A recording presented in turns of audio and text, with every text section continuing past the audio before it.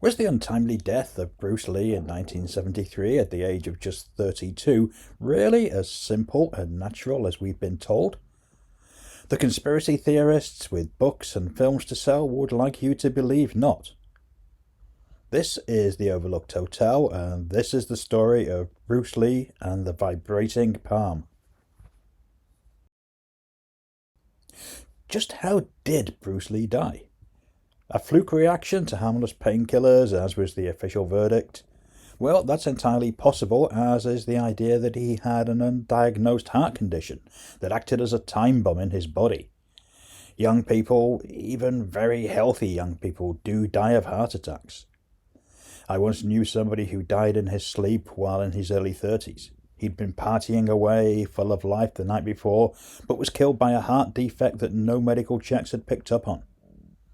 This was in the late 2000s, so it's entirely possible that the medical system in 1973 Hong Kong would not have spotted the problem in advance, or be able to confirm it for sure during a post-mortem. Both claims essentially reached the same conclusion, that the fittest man on earth might well have been killed by a medical condition that had been with him since birth. Lee died aged 32, and the early to mid-30s seems to be the point when these internal time bombs go off. At the time, his death was blamed on an allergic reaction to one of the ingredients in the painkiller equagesic. Later theories have suggested that the reaction was brought on by heat stroke and Lee's physical overexertion. Author Matthew Polly points out in his book Bruce Lee, A Life, that Lee had had the underarm sweat glands removed to produce a more aesthetically pleasing image during fight scenes. Well, you learn something every day. This did not help his body deal with hot temperatures while practicing his martial arts. Later theories suggest that the trigger for his death was hyponatremia, a lack of sodium in the blood. But it all ultimately comes down to the same thing: fatal cerebral edema. Death by misadventure, as the coroner's report states. Sometimes bad things just happen. Of course, Lee was a big star, maybe the biggest star in the world at the point of his death, and was noted for his almost ridiculous levels of fitness. For him to have been killed by something so ordinary was never going to satisfy the sort of people who, even back in 1973, wanted to see a conspiracy in everything. Famous people never simply die of natural causes or misadventure. There always has to be some sinister criminal activity at the heart of any untimely celebrity death. I'm always fascinated by the way conspiracy theorists are effectively as celebrity obsessed as a TMZ reader. Yes, I'm aware that sometimes the truth is being hidden from us, and that Hollywood studios have a long, unsavoury history of whitewashing the dubious behaviour and grubby deaths of the stars or the people around them.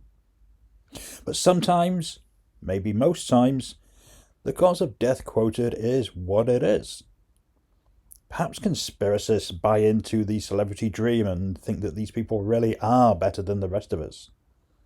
An ordinary, miserable, or even very grotty death shatters that illusion. No wonder we want to attach some exotic mystery to it. In 1974, a year after Lee's death, the martial arts world was allegedly abuzz with a new theory: that Lee had been killed by rival martial artists using the mysterious technique known as the vibrating palm, an ancient and secret art of delayed death strike. This power, so mysterious, powerful, and magical that a cynic might consider it to be a load of old bollocks, allows the practitioner to strike down an enemy with a mere touch. Then, at a time of the assailant's choosing that may be as long as 10 years hence, the victim will drop dead. Well, that sounds plausible. The reason that the martial arts world was abuzz with this theory is because it was one of several put forward by author Alex Ben Block in his hastily written best-selling biography, The Legend of Bruce Lee.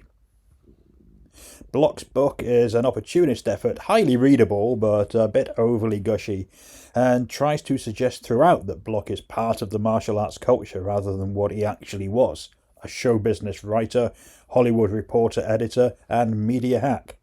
And we say hack in the nicest way, obviously.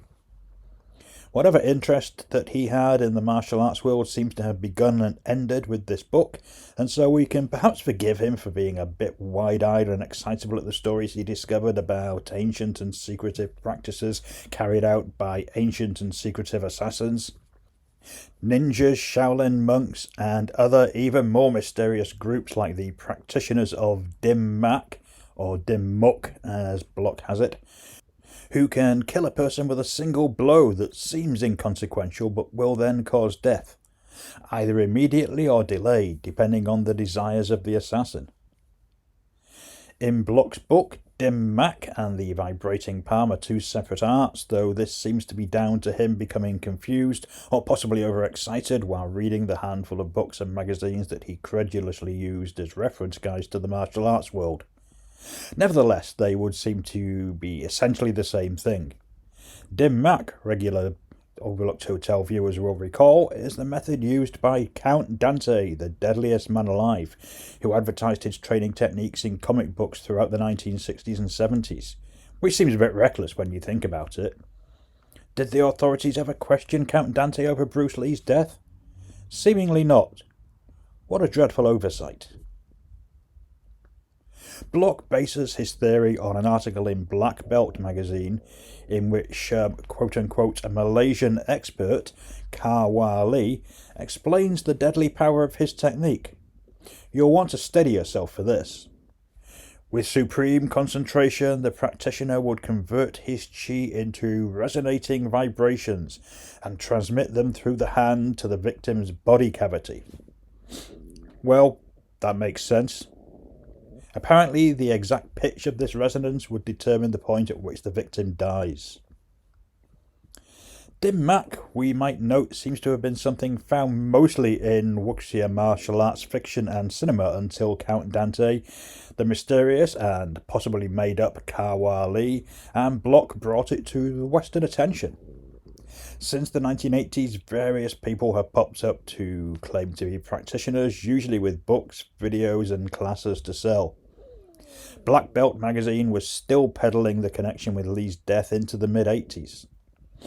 Of course, practitioners never have to prove their deadly powers because that would be a criminal offence.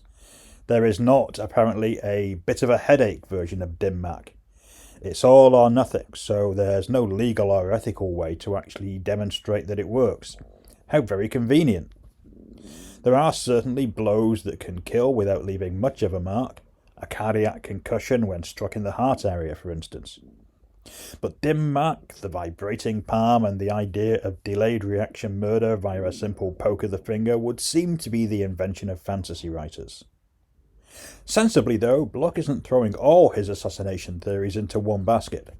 He also explores the Oriental herbalist theory that seems to have been the invention of karate expert, stuntman, and bit part actor Ed Parker.